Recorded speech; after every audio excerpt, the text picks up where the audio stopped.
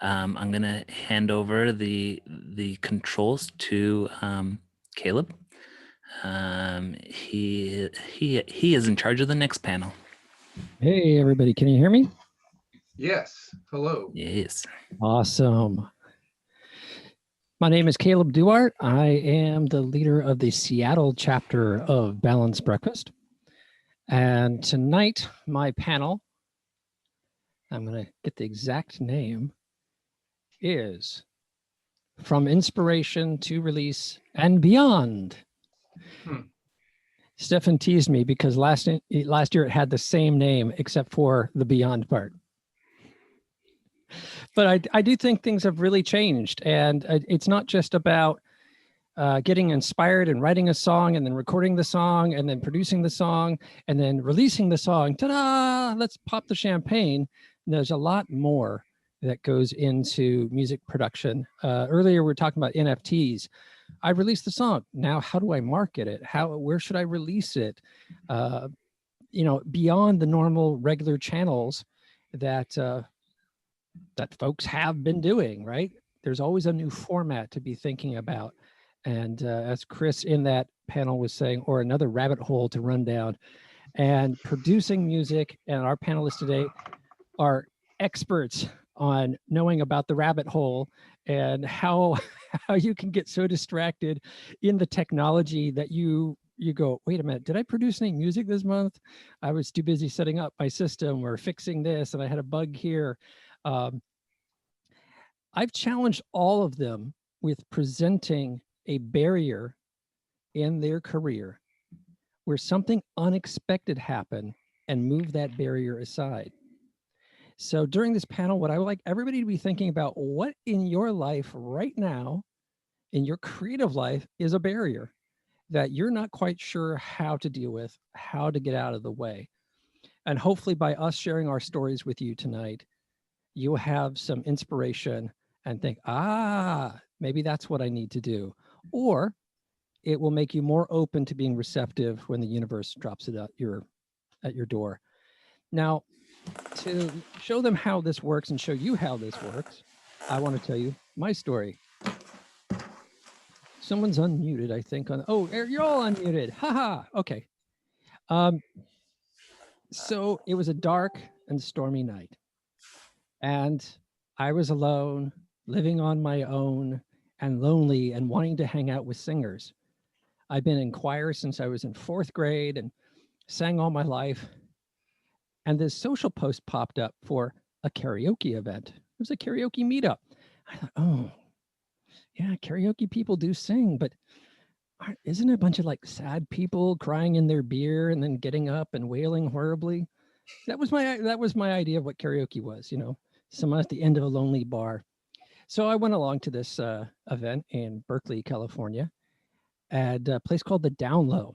And you go downstairs, and here was this huge room, full professional stage, and holy smokes, I heard some of the best singing ever in my life. By taking that step, I changed my image of an idea I had. Something I thought didn't have a value suddenly had value. That night, I met the person who was going to be my next producer, who produced for me for almost 10 years. I started KJing karaoke music, and don't tell anybody. If any karaoke people here, this didn't happen. You didn't hear this. And I started because I was hosting. I would start weaving in my own songs as I figured out how to make karaoke tracks out of my own music. So suddenly I would be writing a song, and that night I'd be performing that song in front of 100 people. Wow, talk about instant feedback of whether or not your song works or sucks. So that was an unexpected event that happened in my life that really opened things up, met a lot of great people, and got to sing a lot of my music in front of people, both in the United States and in Europe, where I never would have been able to. So when I was in Europe, all I had to do was have a USB stick and I was good to go. I didn't even have to have a backing band or anything else. Also, you can get these where you can plug in the USB stick into a busking speaker, and suddenly you could be busking your own music as karaoke in an airport or wherever you choose to drop yourself. So that was an unexpected event that broke a barrier in my life. And so with that example, hey, Georgann, welcome. Caleb. And I think Ed's joining me on this panel too. That's correct, right? He can. Stefan, He's can here. we, He just messaged can me. we, So can we have Ed Gatecrash? Cool. Ed and I are business partners to everyone who is watching. And so he's definitely part of my very unconventional story to how I got to where I am. So I was just a songwriter, singer-songwriter, trying to figure out how to get, from writing songs in my bedroom to how can I actually make a career out of this and make money and make music my career and my life. So I go to this West Coast Songwriters Convention and I start meeting people. And Ed was one of the people at the time who took a chance on me. And so we started working together. And after about a year of working on one of my projects, I got this random text one day. And it's just a link. And I click on this link and it takes me to a website. And it's this music studio called Nova Noir Productions. And I'm listed as a producer and top liner for this studio. And more or less, I text him back and I'm like, it says that I'm part of this team. And he's like, yeah, I know you'd say yes, which I did. Yeah, he's laughing. That's Nice. about how it went. So now we've been working together for almost 2.5 years now at this point with Nova Noir. We've produced Bay Area artists, and that's the really short version of just kind of an unconventional path for myself, because I didn't see myself producing other people's music, and it happened. And here I am now speaking at a conference about it. Nice. I'll give a slight quick tip of the hat to Stefan. He did something similar to me when he sent me a text and said, do you want to be in a band? And I'm like, who is this guy? And he just, all of a sudden I was in a band. Yeah, you just have to be open to anything that's going to be presented to you. You have to say no to a lot of things, obviously, but some things you just kind of go, okay, yeah, why not? I'll give it a shot. I can always back out later, right? And so to everyone who's now at this conference, this is a great place to be, because this is where I think a lot of us actually started, was going to conferences and putting ourselves in positions to meet people who can then help us. And that networking and that reaching out is huge. You touched on a very good point about saying yes and saying no. You can definitely overwhelm yourself, but there's that moment that you had where you said, someone else sees me as something I don't see myself. How but it sounded like you said yes quickly. What made you not say no?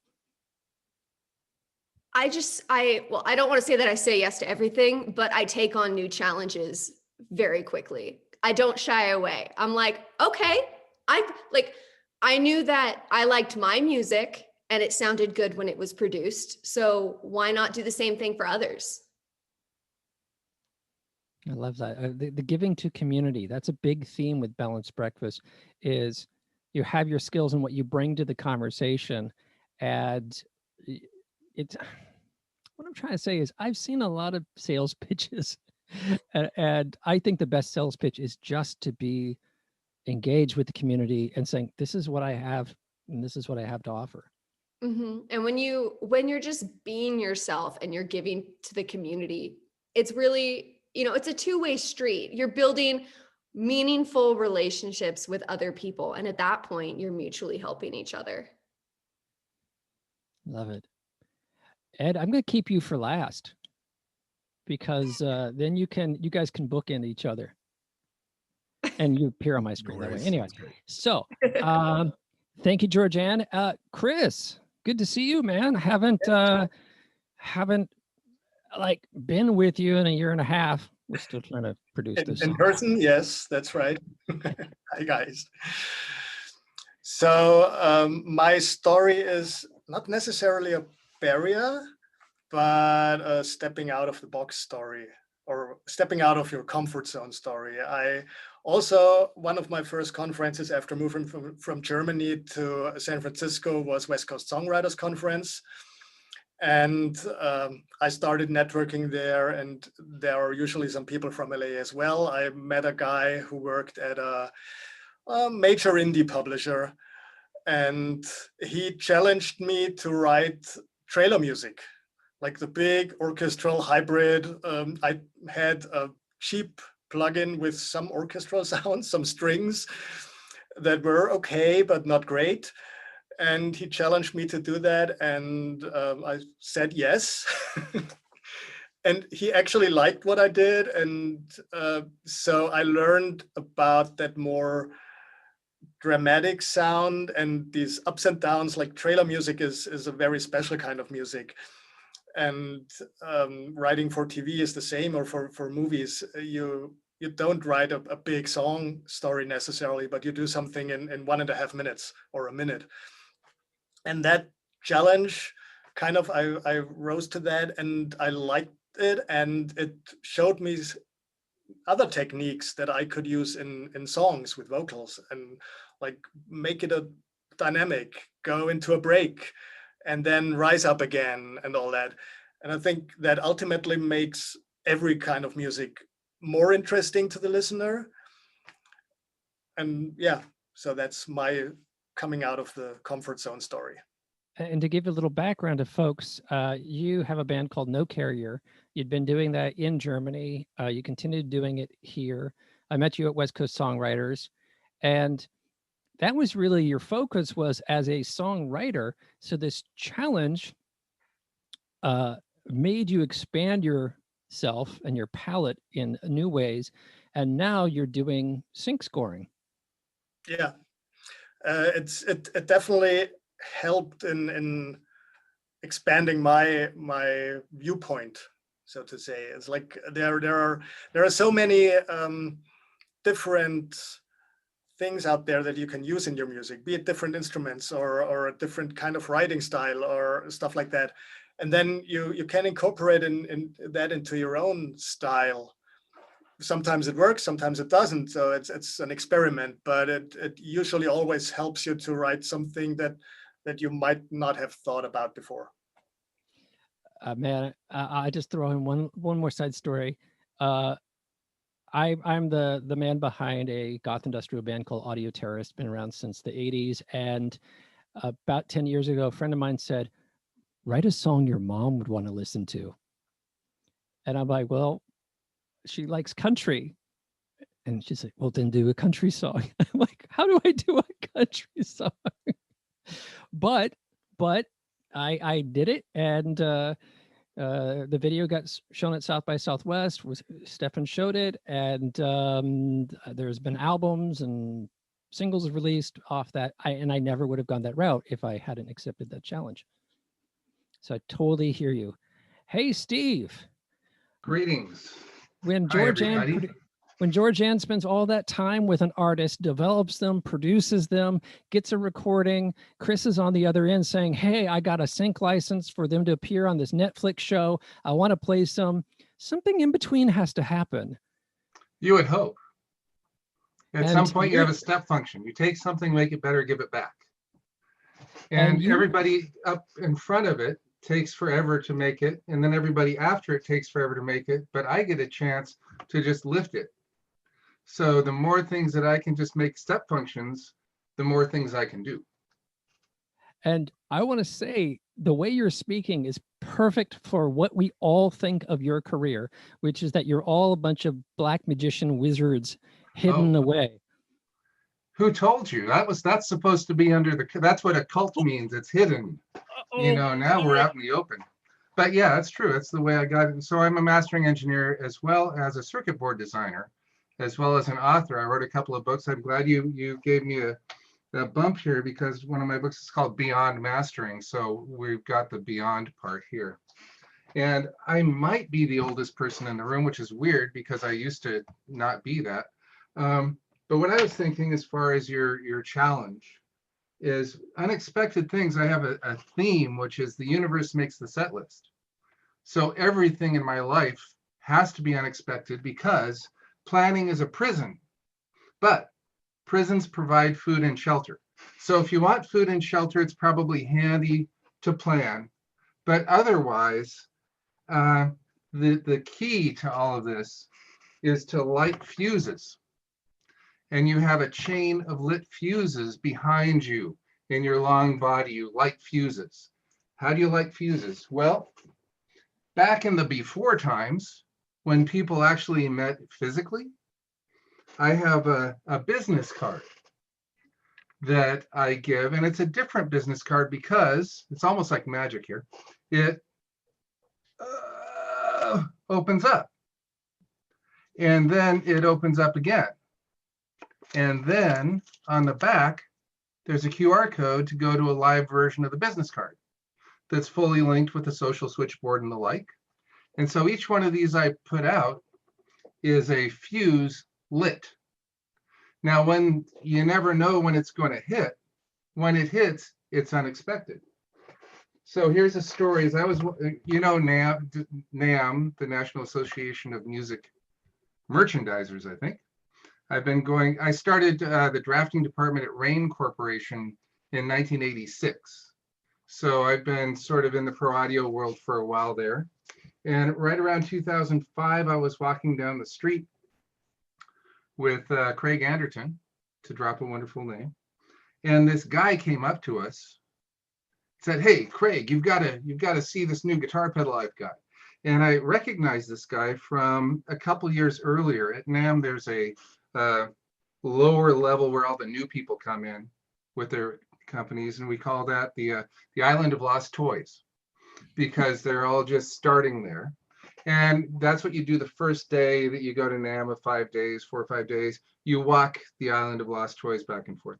And this guy who I'd seen on the street had at the time literally reached out, grabbed and pulled me and said, "You've got to see this guitar pedal." And he just like was very, very forceful about it because, you know, it was nice to see the passion, but it was a little weird. So then I see him again. He's sort of like pushing in, and my principle is I light however many fuses I can. I've got a lot of these cards out that have been involved. And this was in January. And in March or so, the unexpected thing happened. I was recording an album in the basement studio, and the phone rang. And I always answer the phone because it's always a client, even if it's well, robocalls are challenging. But if it's a cold call, they have relatives, they have computers, they have ways to get onto things, and I typically turn it around to say, "Hey, if you want to go see my website, and how's it going?" Because they are human beings until they aren't. But anyway, this call came up, and it was this guy. His name is David Coltai, and he had a company called Pigtronics Guitar Pedals, basically, and they also have Supro amps and etc. So he called and he said, "Hey, I just saw your card, and it looks like you do every single thing that I need." So what I thought he was doing was going through every card he'd gotten that year and calling every single person and saying, "Hey, I've got your card," which is a really, you know, a dynamic thing to do if you want to open up things. So I said, yeah. So put it in an email, get to me later. And it turned out that was the case. That I do the type of circuit board design I do, and the sort of the craft that I have, they were shifting from like through hole components to surface mount components, and there's a lot of you know, black mastering as well as circuit board design. Everything sort of comes down to universal truths. So circuit board design is also a step function. You take something that's been designed in a schematic, basically like a napkin sketch. Here's a napkin sketch. And then you take that and you capture it and you make it something that you can build and make. So with mastering, an appropriate pre-master is like a napkin sketch. An appropriate pre-master is like an unbaked pie. So you've got in making and distributing, producing music, there are 4 general stages. We'll get back to the other story soon. There's tracking, mixing, mastering, and distribution. So those 4 stages are very equivalent to baking an apple pie. So tracking is cutting the fruit, and the fresher the fruit, the better the pie. Mixing is mixing. You put everything together in the appropriate way, but you wouldn't want to eat the unbaked pie. That's why if something sounds like it should go on the radio, it's probably not a pre-master. And then mastering is baking the pie. And then distribution is the hot apple pie on the windowsill. So Got it. he calls me, he got in touch, and it turns out that he wanted to transform all of his pedals from a friend that was doing it for, for a favor for him, as it was a young company, to get it sort of professionally done. And I've done 30 pedals for him. And even now I've got, if I wasn't doing this, I'd be doing that. And the whole mastering thing has been fantastic. This has been a crazy quarter, because I think, like, if you have a rubber ball that hits a wall, the harder it hits, the stronger it rebounds. This last year was about the heaviest gravity of a wall that you could imagine. And the rebound is amazing. So the unexpected thing was to get the call from the guy and actually have it be something we want to do. I also got, That's a good point. there you go. I can leave it there, but pretty much every single thing that I do is sparked by an unexpected event. And it's a matter of releasing well, I've got a new vision of the music industry, actually, and it's really helping me a lot lately, because I've been trying to get things in the music industry working for years.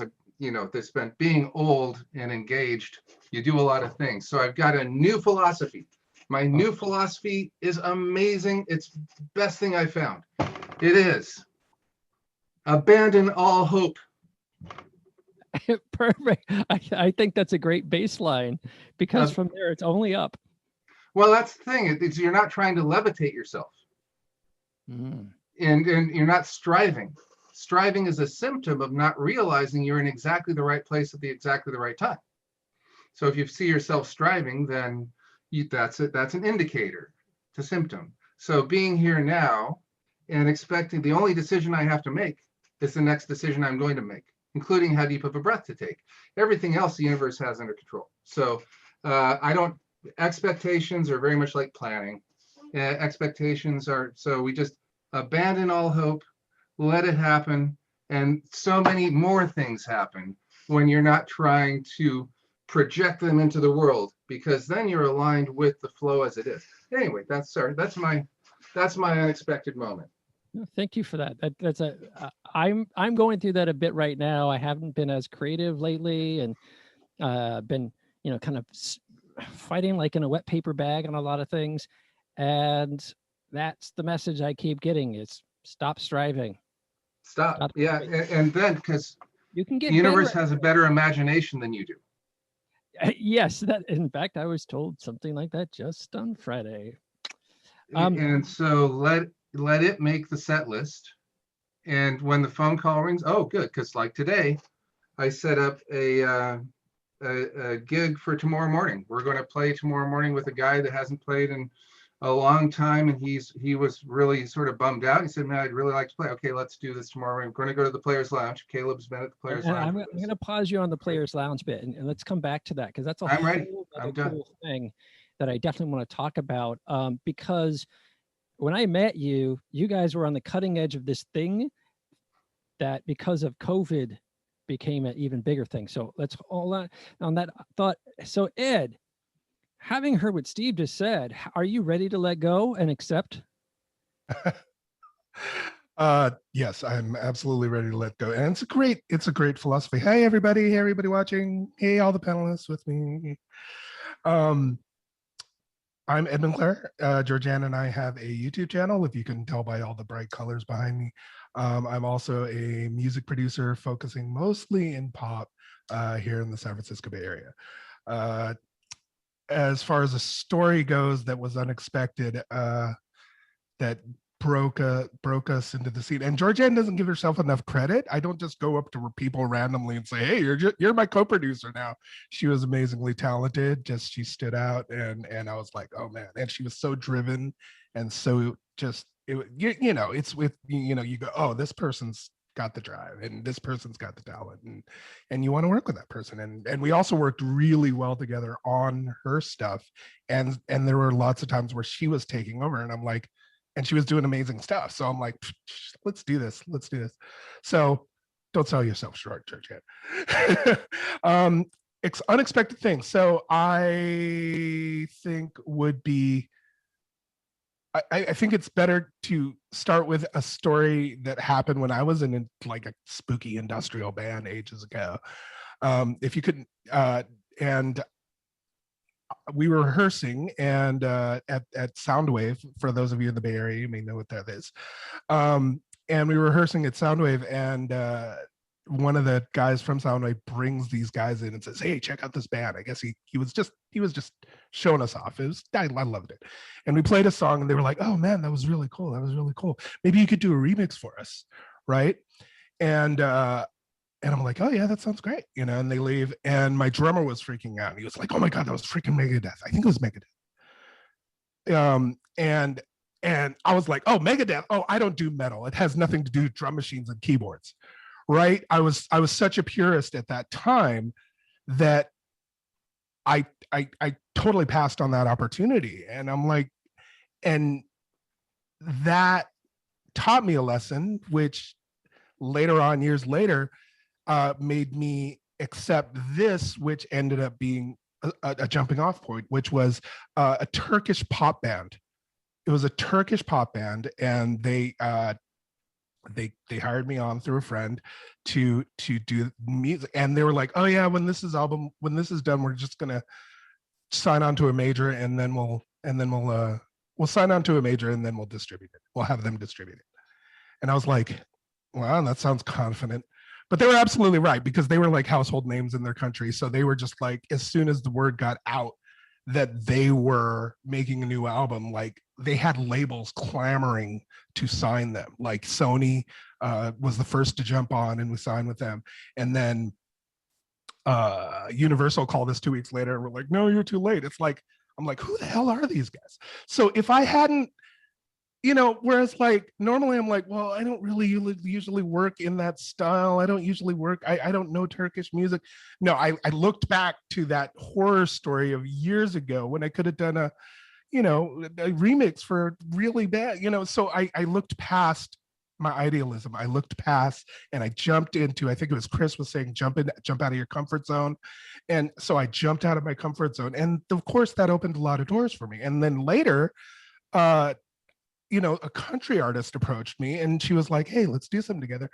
And I was like, "Oh, I don't do country." Even though Georgann does, she knows that world well. I was like, what would I do in there? But I didn't say no. And that ended up being my first top 40. I'm still fairly new to the music industry, but like, that was my first top 40. It was great. So it's crazy. Like, don't get super idealist. I know we're talking about, eventually we're talking about the process and how to stay inspired from music to release, from idea to release. But yeah, to you guys watching and listening, you like get the cards, get the emails of everybody at these things, and you never know which one of those you're going to vibe with, and who's going to bring you to the next level. And it's not even about bringing you to the next level. It's like making genuine relationships, and those relationships will, help in so many ways, both in having fun and also maybe an opportunity. So anyway, that's what I do. That's what we are. I'm a producer and I talk a lot and I have a lot of ADHD. So there it is. And I'm not looking at the camera. I'm looking down. Sorry. Hi, everybody. You talk about this. Probably everybody on this panel is somewhere on the ADHD spectrum, because we are so multifaceted. We're not a hyper laser focused people. We're very dynamic. And because we need attention from different directions, we do a lot of different things in life. Like Steve does these circuit designs, he does mastering, but he also plays live. And he partners with another guy here in Seattle who has a virtual, he has well, Steve, how would you describe Players Lounge? Well, I can I share a screen? Yeah. Okay. Stefan, you can share a screen, right? let's see. Hopefully whatever's underneath this isn't going to be a problem, but we'll find out. We'll Trying to work it. figure out how to add Forrest. Hello, Forrest. I see you out there waiting. And host a stable participant sharing. Stand by. Let's see if let's do it. This is worth the moment. He's trying, but he's muted. He's on a phone call up there somewhere. Okay. Or I can just go and throw, I'll go and find the link and throw it into the chat. That probably And works. that probably works better. And then we have history and world. So we're going to go this. Chat. There you your go. chat? Chat exists. It's over here. It says type message. Boom. Okay. Check that out Oh, wait. if you get the chance. So this is for is this for Players Lounge? Okay. Oh, Chris Gibson. Good. Well, there you go. This is That's a the client. ADHD multitasking happening right here live on Balanced Breakfast. Hello. This is a client. I am on a panel with thousands of people watching right now as I'm talking to you. Hey, client. Are you there? Yeah. Hi, Chris. How are you doing? I seriously am. You probably think I'm kidding. Shall I call you back? I'm Okay. muting Steve. Oh, Steve's back. All right. Oh, So- I was muting you. No, I was really trying to promote that particular Universe Makes a Set list. Oh, I am. It Oh, says I I'm see. muted. So if see, I took the invitation from the universe and I made it a no. I should have just let it ride. It would That's have right. been No, that's critical because a great this example. was that unexpected? Yeah, I think so. I didn't mean it's actually that particular client is, he toured with King Crimson in 2017. So he's one of our players at the Players Lounge. So we were talking, I'm sorry, we're talking about the, Players am I Lounge. able to share yet? Nope, that's all right, no problem. Yeah, it should. Oh, let's see. Advanced share options. Let's see. Okay. Yay, these are like ellipses. I think I have to make it. Hey, Georgann, cover me here. This is how it works, right? When my mentor, he recorded a bunch of big bands in late 70s, early 80s. He basically did the soundtrack to Halloween and a bunch of Ghost wrote a lot of stuff, Georgie Moroder or whatnot, Donna Summer, all this stuff. He said there was a band once where like a fire broke out in the recording studio and they just kept the band going. Yeah, it's sounding great. Well, they like putting out a fire and whatnot. So put out our fire. Okay, I guess I'm the talking head for a little bit. Well, I'm happy to continue to talk, but carry on. Well, I love what you're talking about how being open to what the universe presents you, because I think it goes a lot with just what I have experienced in my life. Just you have an idea of where you want to be, but there is no roadmap about how to go from point A to point B. And so you kind of just have point B in mind, but instead of going like, I'm going to record my album, release my album, it's going to get a ton of plays, then I'm going to approach a record label, they're going to like it. Like, forget that I had to plan that meeting in the first place, right? Mm-hmm. And now I'm going to release it and I'm going to be famous and I'm going to go on tour, right? That sounds like a roadmap, but I don't know how to do that. It sounds good, but in reality, it's more like you're just you're in music, you're doing it. And then you meet someone and they're like, I like what you do. Let's work together. And then you do that. And then you produce this music. And now you have this music and you go, well, who do I know who should hear this, who can either get me a meeting with someone who knows a little bit more about release than I do, or am I going to go learn about release on my own? And you just basically have to be open to anything that could come your way so that you can just kind of feel your way through it. And you just go, is this opportunity in front of me an opportunity that's going to benefit me? Or is it actually overall not really going to get me anywhere? And you just have to be open to anything that comes along and then make that decision. Yeah, where it's an opportunity, not an obligation. Yeah. And finding out, and coming at these things instead of as obligations. And because the universe makes a set list and because it has a better imagination, sometimes things go faster than your plans. And that's where a challenge comes in. is where things are going really well and better and ahead of your plan. And so I have a term for that called the bends. When you're floating up through water and you go faster than what you expect, your nitrogen leaves and you start getting freaked out. So it's a matter of just allowing that floating to happen and releasing your previous vision, because the Players Lounge, for instance, is a thing that I had great plans for. So, well, we're going to do this and this and this and this. And then all of a sudden I look around and I say, this is about 20 steps beyond my end result of how this is happening. Yay, hello, Super Scorer. Yay. Welcome, Forrest. I finally figured out it's called Ad Spotlight. Oh, okay. Nice. Hey, sorry. Yes. So Players Lounge, it was that. How did we meet? It was only a year ago. We met at a place called the Substation. You were talking to a friend of mine who was doing volumetric live streaming from the Players Lounge. So it's like in the link I gave is a Matterport capture, which is a 3D piece that if you see it in a Quest, one of these guys, you can go around it. My vision, and I call it Pygmalion VR because I've fallen in love with the idea so much that I want it to become real. We've got over 2,500 tracks and 400 videos from here. We record every night. We've been going since 2014, and it's pure improv. We are not pretentious. We did not make a song and go into the studio and then post-produce it. We're actually presententious and post-tentious. So we come in with a conversation among musicians with instruments. And it started off with a lot of cringe in it, like cringe music. It's like grunge, it's cringe. It's going, oh, that sounds horrible. But then as we continue and become better at the process of having conversations with each other with music, then the instance that's generated by that process becomes better. So the song is the instance out of the process. If we were focused on the song and trying to get it produced up nicely, then it's sort of like working on a dead thing. But as we get the process better, then we make more songs. And we have videos from 5 or 6 positions, and we have 24-track recording. And so what I want is, in that link I sent you, I want to drop screens where the videos are and have each song be an application that you get in your Oculus.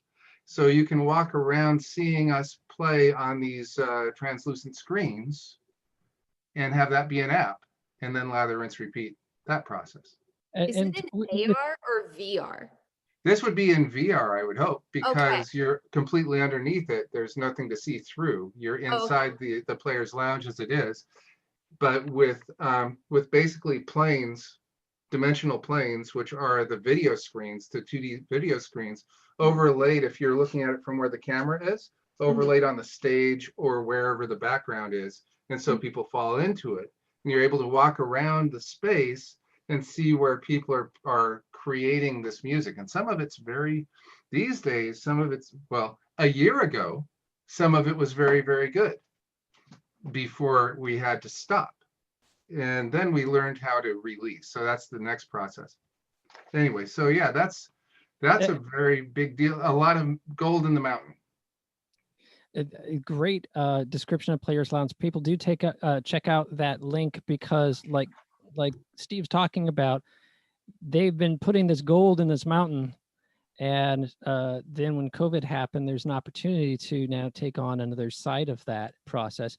I want to pause all of us to welcome Forrest. Sorry it took me so long to get you in. I'd like to get your introduction in. And so I don't know if you saw the beginning and the where each of us were telling our stories. So what is something in your musical career development that was an unexpected thing that removed a barrier, that other folks who are listening to this, who are maybe facing some barriers, can take that as inspiration for removing a barrier in their life? Yeah, absolutely. First of all, I know some of you, but not everybody. So hello to the people I don't know. I hope to get to know you. And second of all, I'm really inspired by some of the comments that were already made, and couldn't even decide which one to spring springboard off of so many cool things. Steve, your project is really out of the box, and Georgann, I mean, you're doing some really cool stuff. So my background, like you, Georgann, is very unconventional, maybe in a different way though. So there are a couple things I do. One, I am a music producer. I come from a classical background, and fast forward, I'm going to try to consolidate a lot of information to a point where I could get around to making electronic music in a hobby capacity. I found an opportunity to move forward. So these little opportunities along the way, I'm gonna try to describe each one, because I think the high level message there is really, you know, it's what did they say about luck? The intersection of opportunity and preparedness.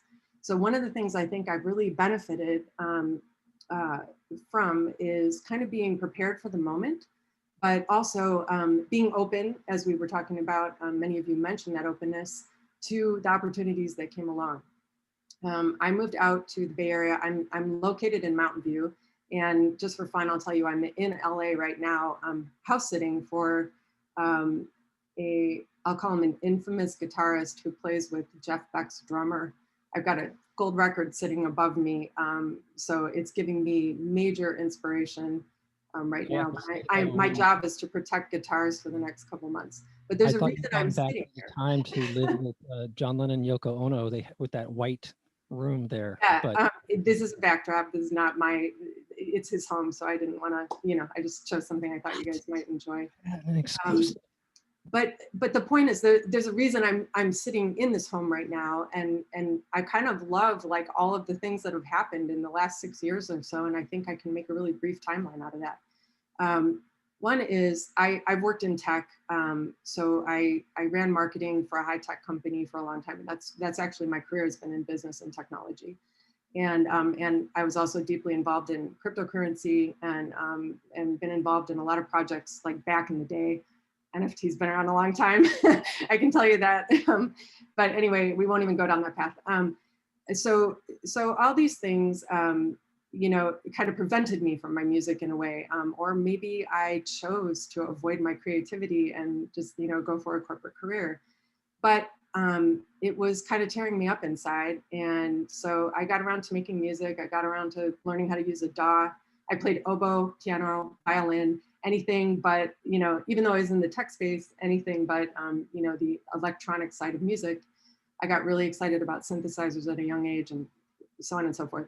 But getting it into the box, into the computer. So around 2016, my company opened offices in Silicon Valley, and I moved to Mountain View. And I found a music meetup, a music production meetup to be specific. Before I even got there, I signed up to be a part of this group. So fast forward, what was the first opportunity? The first opportunity is the leader of the group leaves, and he moves to San Francisco and says, does anybody want to pick up the slack on this? And I just raised my hand and said yes. And I was in the deep end of the pool in terms of what I knew compared to other people. But I said yes, and I did it. I went for it 100%. I was all in. And so then let's fast forward to COVID. Well, I have one for you prior to that.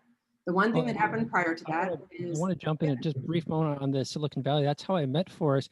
And when we're going to talk about community after your story, and it was amazing to just show up and bam, have instant community for reviewing tracks and giving feedback, and people that were giving detail, like in the fourth measure, that fifth note might need to best be a G. You know, it was incredible. Anyhow, do continue.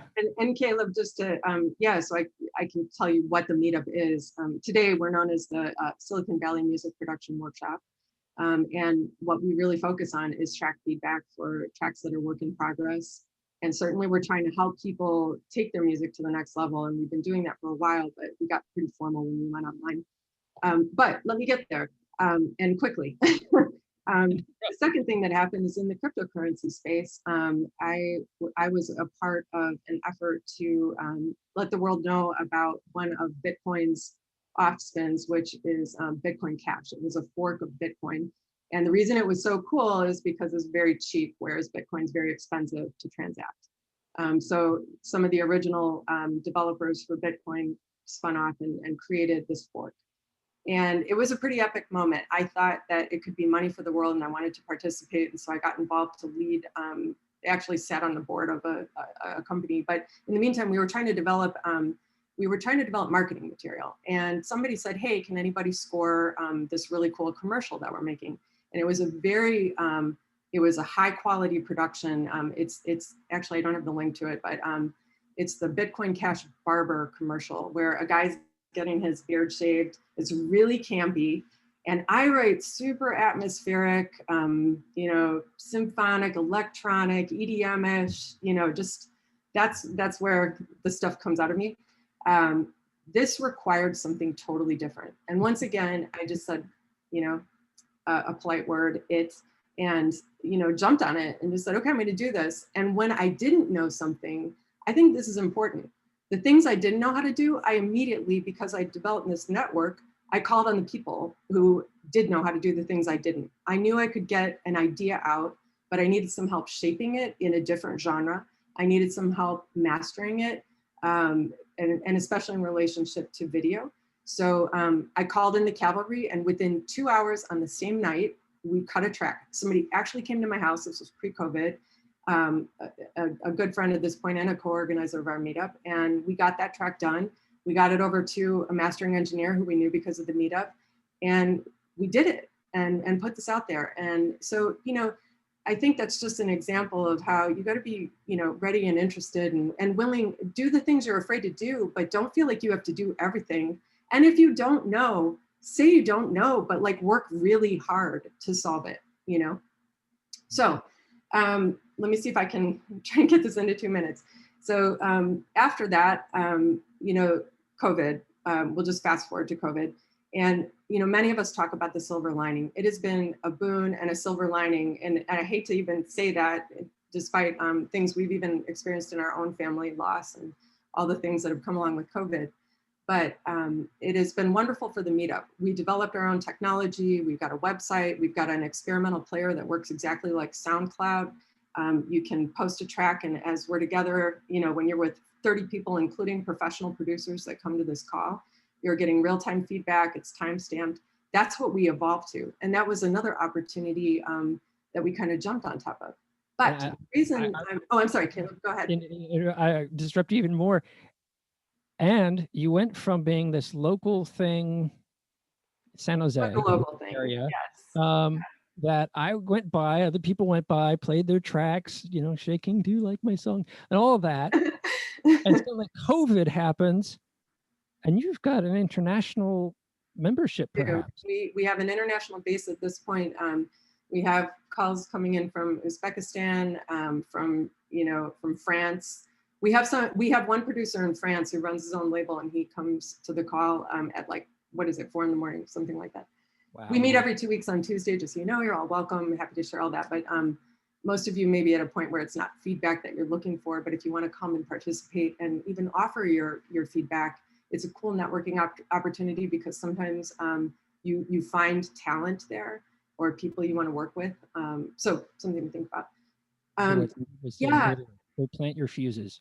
Yeah, so it's just been amazing. But because of that meetup, I got invited to another call. So a high-level producer that started coming to my meetup invited me to another call where there are some significant people on this call. I mean, people who have made it to the upper echelons, the $100 million mark as a producer, things like that. And I hopped on the call, and once again, another opportunity came up. One of the co-organizers just reached out to me, who was interested because of the meetup and interested to get to know me, and we became friends. And next thing, here I am in LA babysitting one of his friend's houses, and just got out of the recording studio with him this afternoon.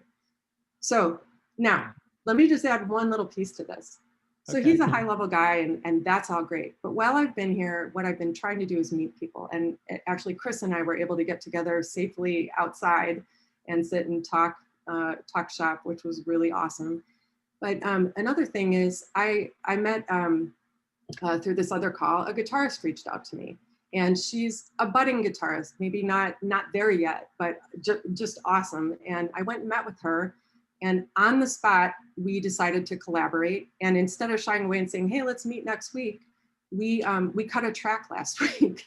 We got in the, we met for coffee and we went, and with our masks on, with the doors open and the windows open, her friend who she was staying with happened to be a violinist, a very good violinist. And I don't really write in the genre of, pop rock. And we cut a pop rock track, something along the lines of Fiona Apple. And we did that together, in a matter of a week, because I didn't just decide, well, this isn't for me. I thought, let's try everything. And I would say, even if it hadn't synced up, I would have looked for what could we possibly do in the future, or is there somebody else who I can put her together with?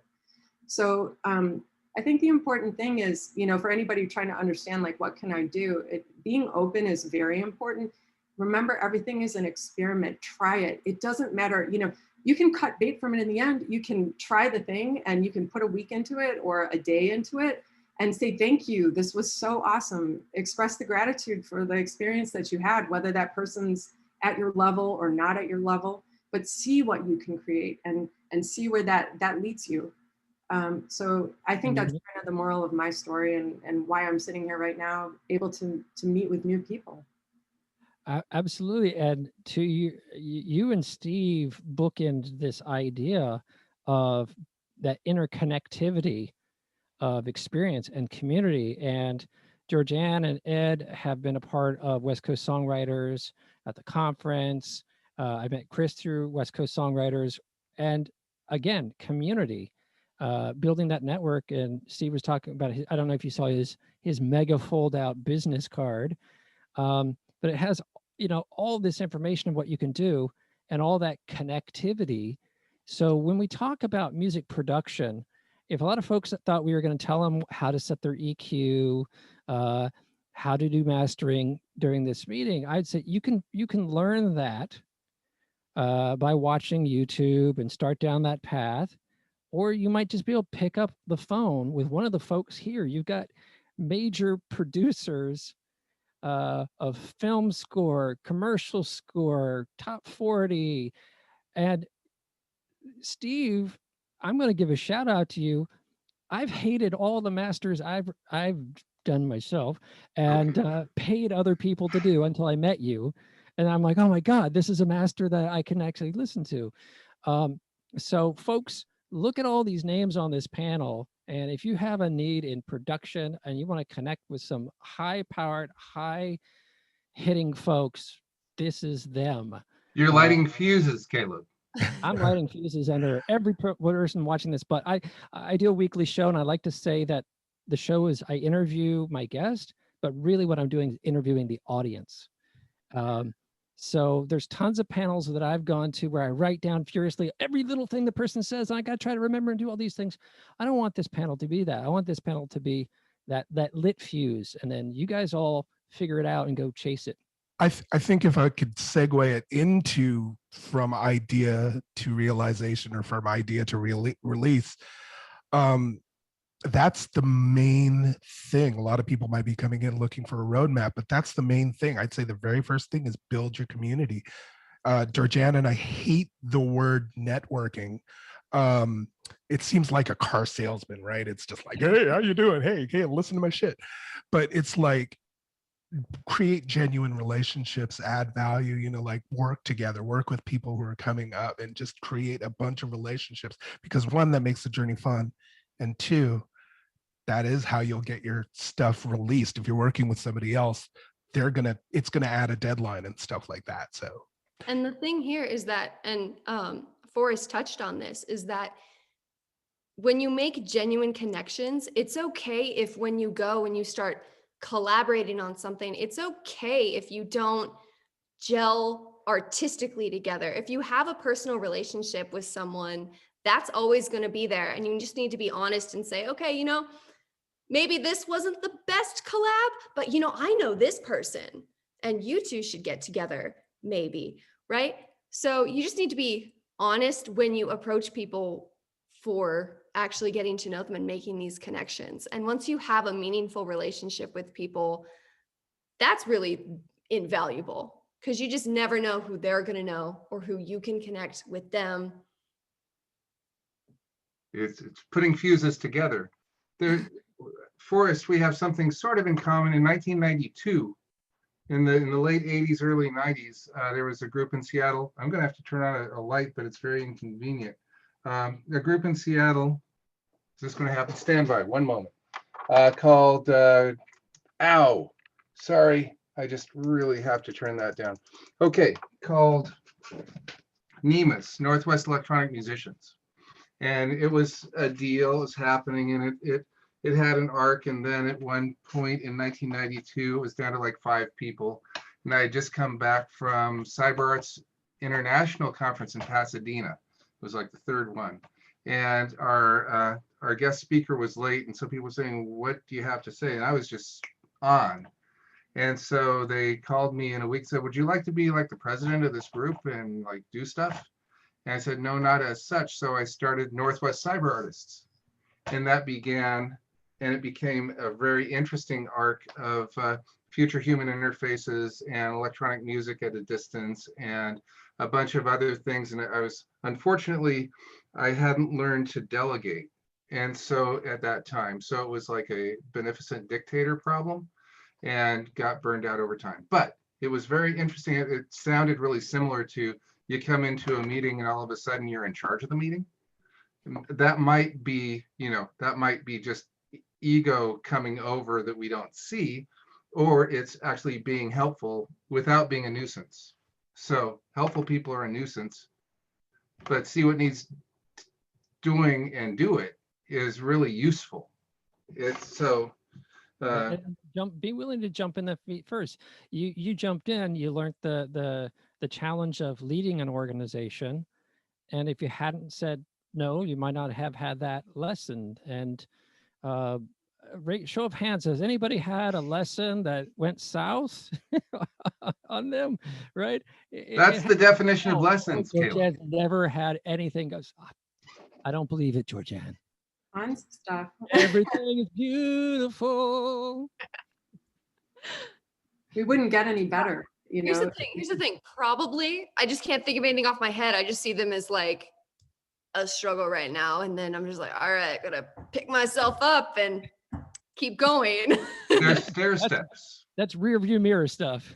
Yeah, I'm like, what do you want me to talk about my tasks? Like, we have Georgann and I had learned a pretty big lesson with some of the people we were working with, but we're not going to talk bad about that. I think even like small things, you're like, how could I do this better? Like, okay, really innocent example, I can say this. Like, we one time did an entire acoustic song in one day. We brought in the artist, we did a pre-production session, we recorded her, the studio musicians, we comped the vocal, we added the harmonies all in one day, right? It was super exhausting. And at the end of the day, I think it was Ed who looked at me and he was like, how do you think that went? And I mean, I had never recorded a song in one day before. And I just remember I went, I think we could be more efficient. You just always, you do something, you're like, next time we should do it this way because it'd be more efficient, it'd be better for everyone, it's little lessons. And that's developing process. So process over Yes. instance is really critical, where you're not really working on the song, you're working on how to make the song. Just the song's sort of a casual byproduct of what you're actually doing, which is generating the process of making songs. Yeah, I try not to force the songs. You just kind of have to let them be whatever they are. Percolate out of the A process. lot of people, when they come to talk to us too and ask us, hey, what can we be doing better? And it's always about, they just don't know the process. And speak up in the chat if you came to this wondering about the process itself. But yeah, the process, sometimes the process itself is a mystery to a lot of people. They're like, oh, well, I'll record some, I'll mix some, I'll release now. And if you're like releasing before promoting and you're not promoting and leading up to the release, all that good stuff, a lot of people just don't know that process, Yeah, it is an end-to-end flow. And when I first did this panel, it was just like music production. Okay, here's how I mix, here's how I master, here's, and but I think that to Steve's point, there's there's a mechanics of it, and then there's being willing to go on the journey, leveraging those mechanics and letting something rise up out of that unexpected. We're coming up to time, so I'm going to ask all of you guys to give me a photo. So Ed, you can't be looking down, whatever you've been looking at. Everybody's, I'm looking at the screen. oh yeah, okay, yeah, the screen. So I'm going to get a screenshot of my little panel here. So everybody look your best. All right. And I'll post. I'll be like this.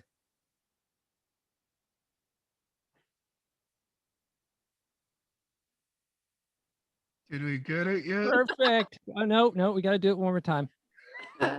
We got hold on 1 minute. I'm going to save that one, save as, and then I can Photoshop, because right, you're never going to get everybody. This is process. The picture will be the instance. It's hard to keep this genuine. Oh, that's genuine. This has to be absolutely genuine. All right. I'm doing this on a Windows system. It's a little more difficult than my Mac. Okay, here we go, everybody. Everybody open your eyes and smile. Having a good time, Bones Breakfast. All right. We got that between the Sharing two. this with me, right? So like, you're not gonna like go blackmail me with it and all that kind of stuff. Well, I know. What are your Photoshop skills, Caleb? Exactly. I'm gonna like Photoshop like I'm in like a really sketchy place. Like That's what our backgrounds are for. I know. Oh, Chris, I just want to throw out there, Chris, you're a quieter guy. You know, you're an observer. So I want like to to throw this listen. out. Actually, I hoping- think, and Ed and Steve are probably the same here. I like to listen and then just put in a little bit that changes the whole thing, maybe, or yeah, as I said before, mixes it up a bit, make it left of center, and then ultimately make it a little more interesting to listen to. I hope so, at least. And guys, everybody watching, Georgann and I are more or less open books. Is that the phrase? We're open books. So we're not somewhere in our career where we're like, we don't answer emails. We'll answer any questions you have. If you're wondering about your career, if you're wondering what to do next, like one of us will get to you regardless. It's and it's, please, if you have any questions about anything musical, I can't shut up about it most of the time. So Especially that tech stuff. I'm a big tech nerd here for sure. Not in the way that Forrest is, but like only with the music software. Really, Ed? You don't do, Bitcoin, Ethereum? Not that smart. You have Steve and Forrest on this panel. If you want to be brought up to speed, these two folks go deeper than anybody else I've met, even though I just did an NFT for a band I manage up here, Martial Law Band. Forrest, you and Steve have nothing on the guys who are like doing this professionally. We should connect sometime. Yeah. So, Ed, if you want to go down the rabbit hole, Alice, this is your panel. I want to throw this in just as a last thing here on something unexpected. Another unexpected thing that happened to me. So I was doing West Coast Songwriters in Marin County, which is known more for like, Fleetwood Mac and Grateful Dead and Those Santana and whatnot. And so I'm wearing black all the time. And I see Chris and he's up on this big stage. Oh my God, there's a guy, he's in black. He'll understand my music. I got to meet this guy. So we start chatting. Ed is in the same boat. And we start chatting and he's like, hey, well, I'm having some guest singers on my next album. Would you like to be a guest singer? I'm thinking, oh God, I'm pretty down on my voice. My songwriting skills, I'm not worthy, right? So he invites me over and he's like, it's going to be a cover tune of Boys of Summer, but like a dark horror film style. I'm like, okay, I can do that. I can do this. I couldn't remember the words to save my life in that song. It's such a quirky structure. I show up, I have allergies, so my ears are stuffed. And to try to open up my ears, I try to flush them. And I ripped open my eardrum. And now I go to Chris's house to record these vocals. The first time he ever got to hear me sing. and I'm working for him, right? And this is going to be supposed to be something for someone. I'm like, I'm so sorry I failed. I'm so sorry this whole day was a disaster. I get a call, I don't know what, a couple weeks later. I've got the tracks ready. You want to review them? I'm like, oh yeah, this is cool. There's some incredible vocalist on this thing. I'm like, here's the order I would put it in. I put me at like, 4 of 5 maybe, so I wouldn't be the last thing people heard. And he goes, Next thing I hear, well, your track's going to be the lead single. Do you mind doing a music video? I'm like, and then we're in San Francisco. We're filming the music video, and I'm getting to act for the first time in years, and it's like probably the most professional music video I've been in. And then just last week or something, it was shown at the Balboa Theater via community through Balanced Breakfast and someone I know through Balanced Breakfast. And I haven't gotten a chance to see if they recorded it, but supposedly it was up on a big screen in San Francisco. And that only happened because I said yes. And I did not get past any of my fears. All those fears were screaming in my head from day one to today. But you just got to. And again, leave that idealism behind as long as it doesn't like mess with your values, like core values, and just, work with a lot of people. You never know what that'll turn into, and you never just say yes, and if you have the bandwidth, that's a big takeaway. Yeah, and also saying yes and having that fear in the back of your head, I think that's quite normal. I like film composers here in LA who make major movies, like Jeff and Michael Dana once at a panel told us, well, they just did this movie and they recorded everything, and then on the way to the airport they were in the taxi and we're like, is it good enough? It's a major Disney movie and stuff, and like they know what they do, these two. So still, and I bet John Williams and Hans Zimmer have the same. So it's kind of normal. And also Kalib wasn't that bad as he sounded now on that day. He sang good. And Boys of Summer, as simple as the song sounds, the melody is totally weird. He goes in and out of tune kind of in the original. And you just, when you try to sing it and have the playback there, it's like you really have to rehearse it. It's a very strange song, although it doesn't show. Yeah, and the structure, you repeat things, but they're always a little different, but a little the same. So you forget which verse you're in. It's weird. Anyhow, enough about Boys of Summer. So Stefan, it's 8:06. We're going to overtime because you're so cool. I had a question for your panelist. Yeah. First, props for putting 6 people on a panel and still like keeping it within time. Like, wow. But I'm curious with these listeners, the pandemic hits in March and you're told to stay in your studio. Are you freaking out or going, thank you, like no excuses to leave anymore, I can get stuff done, this is great, thank you so much? My work was exactly the same as it's been for the last 18 years. Pretty much. Georgann and I were came to be, doing the thing we're doing. And because can you imagine having to leave your house to go anywhere, like to work? And Georgann and I were in our second year of opening of joining up with a guy named Reto Peter in a brick and mortar. So it was actually really sucked. Well, you got your beautiful recording studio, and they had their room up in what was the control room. Yeah. And yeah, sorry. It was a really cool setup. And, at first I was like, heck yes, I'm getting a 3-week vacation. This is awesome. And then it just kept going. And I'm like, okay, I'm living back at my home in Oregon now. So I'm not even remotely in the area. And, I just think back now and I'm like, I had my last day at that brick and mortar studio and I didn't even realize it. Yeah. But fortunately, we have now adjusted. I have a complete home studio set up now. We're even able to work with clients remotely. So we've really adjusted quite well.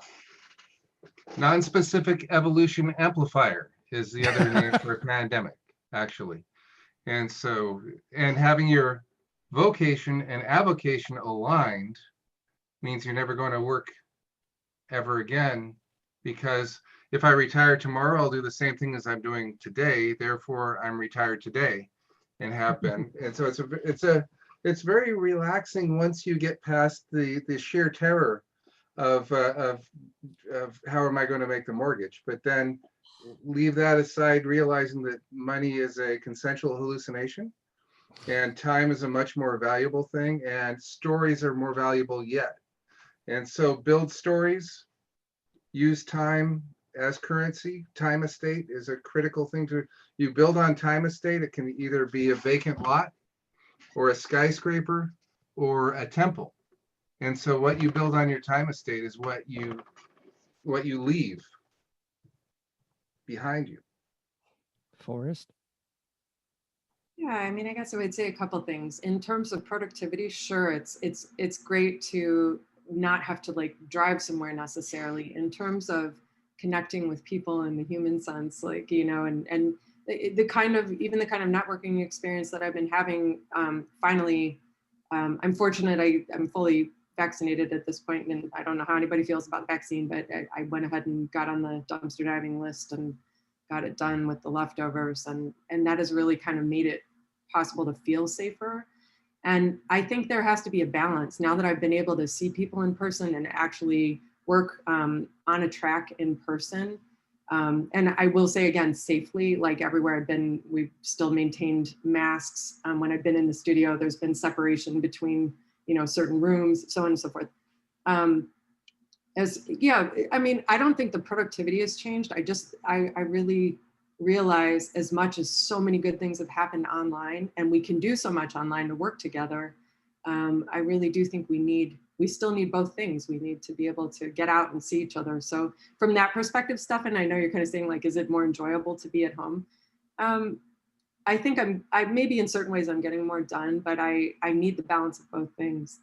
And then I guess, you know, the other piece too is we have so many good tools now, right? But one of the challenges has been if you're producing other people and they can't come to your studio anymore, they have to also have good equipment in order for you to receive good quality audio from them in order, you know, to work with them.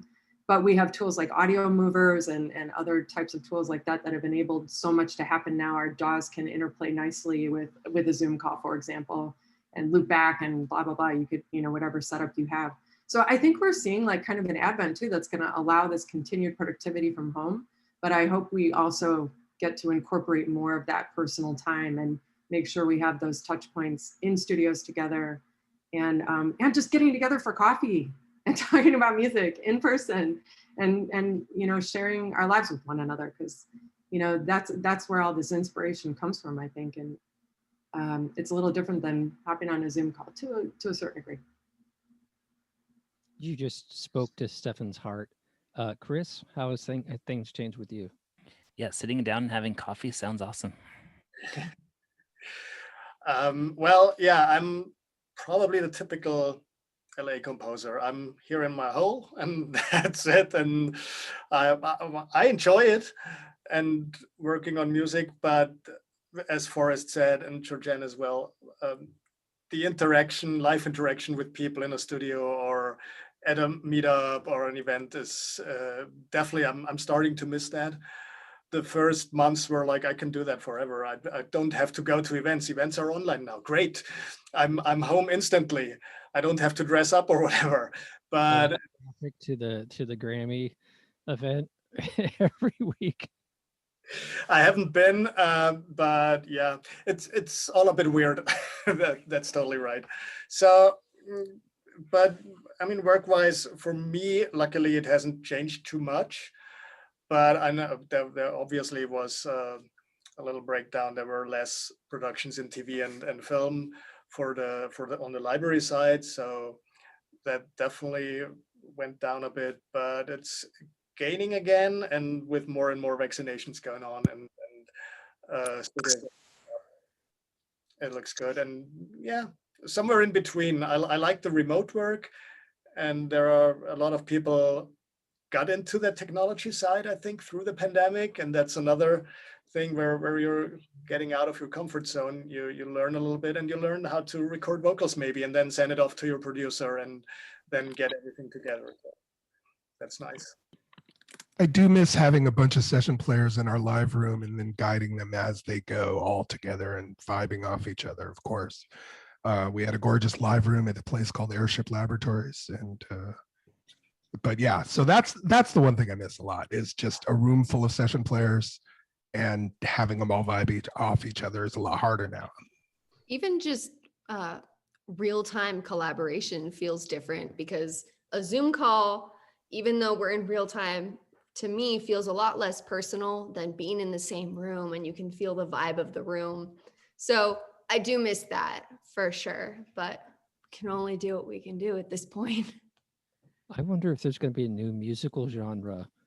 You know, I'm a big fan Home of like studio 80s recordings. Yeah, like, well, 80s new wave, why? It was because the technology happened, so people didn't have to have guitar, drum, bass. They could have keyboards, right? Keyboards got cheap enough, and that created a sound. Well, if you can't, not vibing off of each other, because you're maybe like at a, getting a good groove going in a big studio is one thing, but I wonder if this disconnection will create a genre of music that has a feeling that represents that. Maybe it'll be just like super aligned, when you can go back in and align things so that they're perfect. Mhm. Everyone just has to play perfectly now. It's called perfection wave. Yeah, I love it. But you always can align it in your DAW a little bit. That's true. I'm like, oh my God, this session player, he was so off because he wasn't in real time. There's being in time, and then there's swing, right? Different genres you want to have that. I see Tim up above. I'm going to call him out on this one. He was doing some vocal touch-ups on my last acoustic track, and I said, so what's your secret? And I'm distilling this down. He said, basically, to not make you perfect, but to make any time you stick out different. And I was like, wow, okay. So even in our DAWs, we can bring some humanity to it. And I'm sure Steve has to do really that. feel that. I really feel that when my job is also vocal producer. And so I'm always comping vocals. And sometimes I don't choose the technically correct take. You go with something that might have a little gravel or a little breathiness in it or a little crack, because that sounds emotional to me. That sounds like someone's actually just a human being. And that's what actually makes my heart sing on the track. So you find those little moments of imperfection. Sorry to interrupt. It also brings me back to that fire story, fire in the studio while the band still is playing. I don't think I'd be down for that personally. you I can see do it what a little you're different. I once heard a German hip hop producer, one of the first German speaking hip hop bands in the 90s. And they had their manager in the live room, and he was snoring on the couch while they recorded some rap vocals. But they had it in the background a little bit, just very subtle there, and they left it in. Because it's a little polyrhythm now. And then happy accidents. It's too easy to make things clean and pristine right now. Now you got to dirty it up, which is why we've got to color it through analog stuff. And because it's easy. That grit, you got to add that grit now. It's awesome. Just run everything through tape. The trick is to have a dog in the studio wearing a collar. I've got I love it. I'm dead serious. I recorded vocals last weekend, and the dog, this girl's dog, it just kept gnawing on this bone. And, like we couldn't, he's a big dog. And I'm like, can we get the dog out? But finally I was just like on the 9th take, I'm like, it's fine. And then his like dog tags, his little collar was jingling. You should hear how this plays on the track. It's so nice. It actually adds so much to the track. So, I encourage you to like work by a freeway where the ambulances are going by, get those little sounds in the background. You never know how it's going to turn out. I love it. I love it. So awesome. There's a famous album. I can't remember which band or what the album was, but there was a toilet in the studio where the water was running. And they said that when they took it out of the mix, because there was a specific frequencies that they could notch, and they said the album did not sound as good, so they turned it back, put it back in. Perfection isn't always what you're seeking. Now, I like craft work, you know, that very precision music, but I also like swing and funk, and it's, to me, it's what you want to do in your productions is aim towards the genre and slightly miss. What do you guys think of that idea? I like that. That's cool. Yeah, sounds The good. Bob Ross Happy Accidents thing again. Yeah. It's kind of like when you're training, you should be training for perfection. Because, you know, they say practice doesn't make perfect. Trying to practice it perfect will make it perfect. But then when you actually go to do the vocal performance or record the song or just produce the song, you kind of have to say perfection's gone, because if I haven't mastered it yet, I need to not mind it, and we're just gonna see what happens. And that's where you get those happy accidents, and it's not perfect, and that's what makes it human. And you fall to the level of your training. Yeah. So Airship records or something. Oh, yeah, Airship Laboratories. Oh, cool. Oh, hi. Oh, you guys. Sorry, off mute. We've been gate crashed. Did our airship fall to our? Oh, they've muted. Georgann, we're still listed. Well, I don't think you ever got on the airship page, but I'm still listed on the Airship Labs page. It's funny. Oh, really? Yeah, so is Rachel. I mean, who knows what's going on there anymore? They had this big plan to expand and make new studios, and then COVID. So COVID, yeah. You guys see Eve's presentation on the power station? So I saw it. Berklee School of Music bought out Power Station for those of us a little older. Power Station was like where all the hits came from, like late 70s, early 80s, David Bowie to probably Duran Duran, and what was it, Power Station? Steve would know this. There was the Power Station album, right, which was like a super group. So this place is like historic, and Robert Palmer. yes, Robert Palmer with, I think, one of the guys from Duran Duran, and Two of them. Yeah, you know, I saw them at the arena, actually. so all the studios in New York have been shut down. So Berklee School of Music stepped in and saved and renovated this one. It is gorgeous. They've turned it into a media production facility for their school. Yeah, they're wired for video and everything. It's amazing. that's awesome. I I can't think remember. 25th Street's also wired for video. I don't know which of you guys have been to 25th Street, but it's gorgeous, and yeah, it's awesome. It I is love a cool that. place. And a good group of people too. The people we met there. Yeah. Well, all right. Anybody have any questions? Is there anybody in the audience asking them? I mean, we were kind of all over the place, but I loved it. Why am I taking over for Caleb? I'm sorry. It's just natural. I'm sorry. Whoa, you just went full screen. Did I? Yeah, I think Stefan's doing some wizardy stuff. Now I don't see the rest of the group. I just see We're out you. of spotlight, so I'll give it back to you. Oh, no, didn't work. No, that's fine. Hey, we're getting a spotlight moment. So, like Ed said, yeah, if anybody has any questions for the panel, please unmute. I think you can, and ask away. I see a question to me and from Taylor. Hi, Taylor. We are now operating out of our buddy Reto Peters' studio, which is amazing. It's a home studio. So when we have a big project, we take it there. He does all our mixing anyway. Georgann and I focus on mostly production, helping an artist find their unique voice. I think we've done pretty good at that so far. Most people are happy, but so now, yeah, we'll be so when we take on a project, yeah, we do a lot of online, and then ultimately once recording and or mixing happens, we take it to that very, very capable studio up there in Oakland, and it's called Tea House. I think it's called the Tea House. So if you, yeah. So that's the new place. Yeah. Yes, the Tea House. And if you go Small Tune, actually, I think it's smalltune.com. You'll get Reto there. That's the guy whose name I keep dropping because he's indispensable in our process. Yeah. Yes. Very talented. Very. How about I just put a link? That would make more Drop sense. that link in, and then Forrest, if you could drop in a link to your stuff, as well as drop in a link to that little boy's hip hop video about how COVID sucks. That is lovely. Wait, what? Everybody on earth should watch this. I did. I put a long list of links. I think if you scroll back to 753, and also, you guys don't have to copy all this stuff. There's actually, you may already know this, but the 3 little dots next to the word file, right where you can type a message. If you click on that, you can save the whole chat, and it'll continue to overwrite itself. So then you'll have it all. But yeah, there is a project that I got. When was that? Roughly 7 months ago.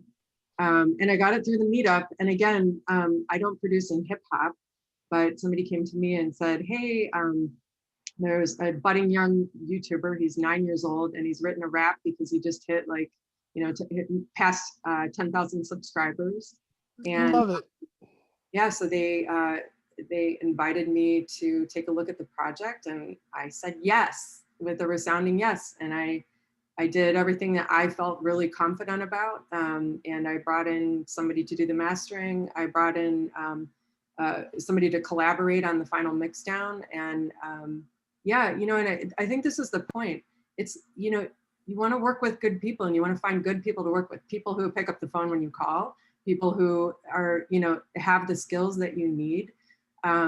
So I think that's a good takeaway for everybody, just really always be on the lookout for who you can do things with, because that track, as much as I wrote the music and wrote, performed it and did I don't know, 97% is mine, but like 3%, that 3%, that absolutely mattered. That track wouldn't have, from my perspective, wouldn't happen without those people involved who really contributed to it. So this kid got over 200,000 views on this track. He's probably 10 years old or 11 years old now. It was the most fun thing, recording his vocals, coaching him. Yeah, amazing. So yeah, if you want to check it out, it's called Zoom Time. He's really not into music. He likes to do videos on different little things, like, how to cut the crust off of bread or something, but killing it. Kids are killing it on social media right now. It's amazing. Yeah, he's doing really well. So, it's stuff like that. Again, anybody who is looking for inspiration, just be inspired by what's happening around you. If somebody says, if you really feel out of your element, then be the 5th man on the team, but still say yes. And just pull in the people who know how to get it done. And, even if you're going to say like, hey, this guy's going to take the lead on the whole track, but I want to be involved, and here's what I'm going to bring to the track. That's a way for you to participate. So I think these collaborations are so important. I always say there's no team in I. Love it. That's what I've discovered. I played competitive beach volleyball for a long time, and I know what it means to work as a team. And when you have one other woman on the court, what you're working towards, and closing the deal, and in business as well. So, you do what you need to do to get it done, and you work hard to get it done. But you also identify your weaknesses, and as you learn and grow, you might change that, but be quick to bring in people who can help. That's what I would say. Build your team. Build your team Of awesome people that you love. Point, Georgann and Edmund, you guys are, you've had this beautiful partnership together, and everyone here who's producing professionally, I know that you have other people on your team who there are certain things that they fulfill even if it's just sending out for mastering. You may have a cadre of mastering engineers who are good on specific genres who you send your work out to, or so on and so forth. So, I think that's a really key element. Yeah, honestly, it's overwhelming to try to do it all yourself. You really have to have a team. That's how you're gonna move forward and get stuff done. And also, once you kind of let go and you have a team, you're kind of like, oh, this is so nice. Like, I don't have to be the pro at this. Like, I have my niche, they have their thing, and the end product is so much better. Absolutely. I'm seeing a screen here where you guys are there, and Tim is showing and Stefan's showing. So I'm just going to make you a part of my panel. So I now have the 8-person conference officially. I'm just saying. because you talk about the team element, like Stefan, I wouldn't have played live. I wouldn't have met Tim, and Tim produces all my tracks and listens to me whine about how bad my voice is and rah, rah, rah, and dude, just chill out. Just get me the recordings, okay? So yeah, team community, it's huge. And I was the total introvert synthesizer guy making my music at home for years, and those recordings kind of suck compared to what I have now. It's always hard to look back. Like the only look back. I can hear that, not just because I've grown that they're better, but because I'm working with the team. Yeah. Yeah, you wring the cringe out of the early days, but you have to go through the cringe stage. Oh, that's or else you really haven't, you don't go straight. That's not a step function from nothing to everything. And it's still a very slow slew rate. Hopefully there's some improvement occasionally. And actually you really have to fail again in order to get to the next stage. You have to go back to go forward, or else you stagnate. So learn to fail fast. The faster you fail, the richer you get. So there's that. Fail upwards. Fail upwards and negotiate well. The other thing is lean into the suck is one of our themes. We have the black hole of rock and roll and lean into the suck. And don't touch the shiny thing. That's the other thing, very critical. Oh, Starklet. Hi, Starklet. There's some very good words of wisdom here. Welcome, everybody. I think the breakout room's wrapping up and folks are coming back into the main room. I want to thank Steve for saying yes. I hope this was your first Balanced Breakfast engagement, and I hope it was awesome and cool, and that the fuse lighting, that you brought the fuse lighting to the crew. Georgann, Ed, always thank you so much for being there every step of the way. Chris, thank you for having me. Thank you for saying he might be interesting to be on one of my albums. That gave me more. That song has given me more confidence than probably anything else I've worked on. So thank you so much. And Forrest, thank you for creating community, because I was able to write down every single thing that was wrong with every single track and take those stacks of paper and put them on Tim's desk. Yeah. When we used to meet in person, we had paper, but yeah, we have really gone next level with being able to look back at the feedback. So today you can actually go back into the player at any time, and you can load your track up and see all of the comments timestamped on your track. So that's really kind of a cool innovation. The last time I got to join you guys, you were just getting on Zoom and just getting like, well, how do we do this without beer and pieces of paper and trying to wrestle with that? I know Stefan wrestled with that a lot with Balanced Records. How do we stop having coffee and breakfast together and do this online thing? And now I touch base with you, what seems like only a few months later, maybe 6 months, and you're like, yeah, we have a whole software platform running this. And then I'm like, wow. See the growth. And we're also doing special events, by the way. This past Tuesday, we did part 1 of what is now going to be a 3-part series, but sound design. We had a serious heavy hitting expert come in and give not just a talk. We really like to involve the members. So it was a very interactive engagement, and the finale was, you could post any sound that you wanted to, kind of deconstruct or learn how to make. How would I make this? How would I approach that? And philosophically how to think about things. So that we had like a fix your melody night. We also had one of our members go into the studio and cut the vocals on her track with a very high level producer. And we were able to do all of it over Zoom. It was so amazing. And we did that as part of a 3-part series. So yeah, I guess I want you guys to know, like, we're doing different things just beyond track feedback. So please, every other Tuesday, not this coming Tuesday, but the following Tuesday, come check it out. I know new people just joined, and many of us who were panelists here in this last hour put our contact information in the chat, and you could save the chat out and get that. But I'm going to put our our meetup page, just in case anybody would like to come learn what we know about. Nice.